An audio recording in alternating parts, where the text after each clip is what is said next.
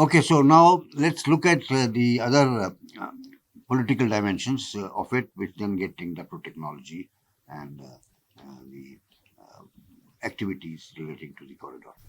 Okay, now looking at this project, as far as global media is concerned, there is hardly anything negative about it. And either it is positive, or as the Western media normally is, it is neutrally positive. But since all the major Western countries are themselves involved, the question of opposition from them also does not arise. They can see that how things will be mobilized. Coming second point, uh, immediately after the G20 summit, um, MBS, the Prime Minister of KSA, stayed on as a state guest. He was really given a very hearty welcome, and his whole team. He had brought his own ministerial team, and they sat down and worked out this contract in terms of making an agreement about it. And the first thing out of it is the energy, so the refinery, about $50 billion on the west coast, maybe near Bombay. And secondly, all the other things related to it, the agreements were signed, starting from or ending with desalination, but starting with hydrogen, with pipeline, with optical fiber lines under the sea, then with possible electric transmission lines undersea. They have been done in different parts of the world, but maximum is 734 kilometers, which have been laid in Europe. Now, going further, then there is cooperation in space, education, culture, national archives of both the countries to meet, both Exim banks to work together, both small MSC banks to institutions to work together, and then for setting up a startup bridge there between the two countries. So everything looks quite positive. Can there be any country which can put a negative impact on it? No, because USA is also supportive of this. Europe is also supportive of this. Can China come into the way? Perhaps not, because China itself has its own relationships. Russia, no. Russia said this is a very good project and we will benefit out of it. Rather, he has said, Mr. Putin has said that Mr. Biden has just sat on a running train, so that he is also, or USA is also represented there. Now, while we are talking about it, we go to the politics, because Ukraine conflict has been generating a lot of problems there in their country, in Europe, sanctions on Russia and sanctions on China also because of that, restricting that they don't get military supplies, but they gave supplies to Ukraine, etc. Now, we've discussed this in detail somewhere else, but the point is, whether if this conflict continues, then the movement of food grains through the Black Sea gets affected. And then second point is that that creates a food security problem. It increases the prices also. But the conditions of Russia are also quite reasonable, which were not met last time, which is that our grain ships also should be allowed to move without any hindrance. And secondly, the swift restrictions should be removed, and the restrictions on the executives of these fertilizer companies and agriculture companies and all that should be removed. Sanction means they have captured the monies of these people. Now, same thing it has come just immediately after the G20. The negotiations were held between the Turkey president, because last time also he had brokered the deal of the Black Sea Grain Initiative, and then the UN head and somebody from India, and Mr. Lavrov from Russia, the foreign minister. And seems like to me that what has been worked out, that the restrictions will be removed on Russia, but without making too much noise, and both the Ukrainian grain and the Russian grain will be allowed to move. Now, problem comes back to Russia not having a warm water port, and Black Sea is the only one where it can operate from, and that is what they were trying to block. And so Russia is again, therefore, fully supportive of this new project, that they will also have the access to the or they will have access through India, for example, to the Indian Ocean on one hand, and the European countries on the other. So third point which has happened is that during the same time period, 9th and 10th, four republics, they call it republics now, or four provinces of Ukraine, Donetsk and Luhansk and Kherson and Zipro.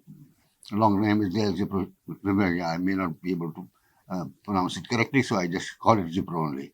And they had the elections, and 70% vote is gone to a party which supports the United Russian Party, which is the party of Mr. Putin, and so it's kind of referendum also. Second time, last year also the referendum was there, and last year referendum after that, these four heads of these parties of the four republics had gone to Moscow, and their parliament, they gave all the papers that we want to become your republics. Duma it is called, and they were made the republics of Russian Federation. So there's a lot of people don't know that these processes have gone through. Some people may criticize or not believe that these referendums have been held, but they were held exactly the same time period when G20 was going on here. So perhaps the attention of Europe was a little less on it, and since Mr. Zelensky had not been invited, nor also asked to give a video presentation, there's nothing they could have said much which people would have left their other tasks and listened to it. So as far as Russia is concerned, these four republics in which there is a Russian ethnic majority have become the republics of Russia through a process of referendum. Now, this will be a positive impact and a not so negative impact or negative impact as we go along. So, summarizing, therefore, this project, though positioned in 6, 7, 8 other projects, and in the past, part of the railway at least having a great opposition from great powers of that day, seems to have the support of the great powers of the day. That's the difference. And while they're doing such a big project, perhaps they're wanting to disturb the North-South corridor or even BRI corridors which China makes and all that will be less. The BRI corridor of China in this part of the world will become non-viable though, because when you make these ports and you make railways and you make all the arrangements, if sufficient traffic is not through them, you don't earn sufficient to be able to be viable. Now, this is a very good example. It's a case study which connects to the history. And yesterday I was hearing a program. I am not yet quoting it exactly. The person said, I'm not an expert of geopolitics, but I'm a historian. He was being asked to comment on the project. And he said, the question was asked that, do you believe that this is a new Silk Road? He said, what do you mean new Silk Road? This is a spice route. And spice route is not the only spices, lots of other things. He says, since when? He says, since 1 AD. Romans have been trading on this route with India. And they used to take these spices and all that. All those traders who were in between set up their own operations, including in Italy, etc., were very well off. And they did not, Europe at that time didn't have much in the form of goods which could be bought by Asia, India included. So they used to give the gold. And the records are available of the senators in Rome saying that at this rate, in about 100 years, all the gold of that part of the world, Roman Empire, that is, will go away to India. So relationship is since the beginning of the Christian era, if you put it that way. Then, of course, we know that Alexander also came through that route up to Punjab and then went back. These relationships are very old, and he says they're older than the BRI. They're older than the Silk Road. He says the true connection to China was not there at that time because Mongolia was in between, huge mass area, and they were not Chinese till they themselves became rulers of China. So it was very, very clearly said that India is the oldest civilization in this area and interacting with the West through the Roman civilization. And that these relationships are very old. These chota ports are very old, going to the antiquity, and it is very easy for the Indian mind to kind of pull it all together. So now that's the confidence which people are having, and they're going back to the history, trying to see good things of Bharat, and not all the negativities of poverty and so on and so forth. So all the best, and we'll keep a track of this. It's very interesting from logistics point of view, from geopolitics point of view, from optimization point of view, from the point of view of entrepreneurship, along with these new corridors, and with the newer forms of technology, green energy, hydrogen, underwater sea cables for transmitting electricity and for internet, and state of the art. State of the art. What they put down now will be better than what Europe has got, for example. And why not? And this will be the first instance of transporting hydrogen. So these fellows have got extra energy, but they don't want to burn so much there, like Middle East people.